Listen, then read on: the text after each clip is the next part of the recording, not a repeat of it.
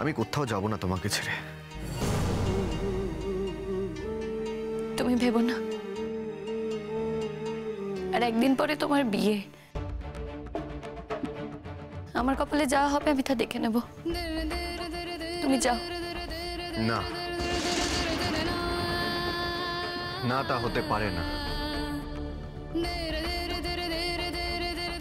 শোন যশ, তোকে একটা কথা বলি, এসবের মধ্যে ঢুকে না আমরা কিছু করতে পারবো না। ওরা আমাদের কিছু করার সুযোগই দেবে না।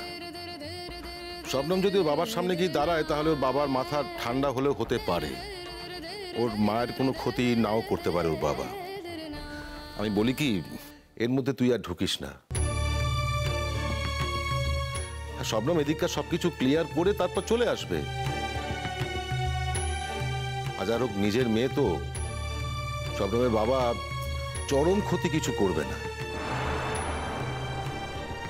না বাবা, তুমি ওর বাবাকে এখনো ঠিক করে চেনোনি,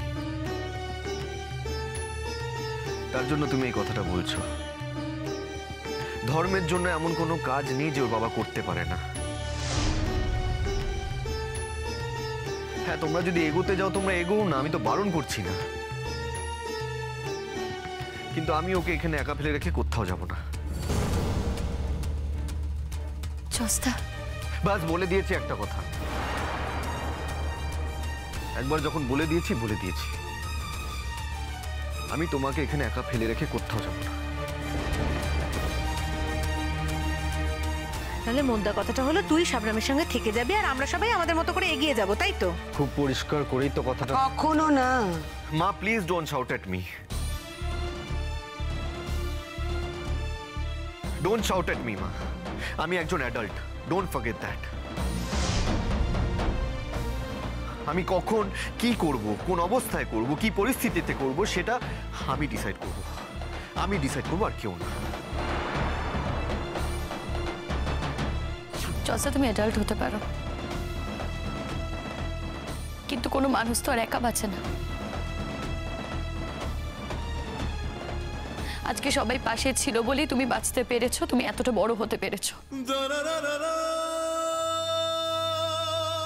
এইভাবে তুমি কিন্তু সবার ইমোশনকে ইগনোর করতে পারো না। নিজের মতে স্থির থাকার জন্য তুমি সকলের সেন্টিমেন্ট, ইমোশন অস্বীকার করতে পারো না। কি বলতে চাইছো তুমি শবনম? তুমি এখন গাড়িতে উঠবে।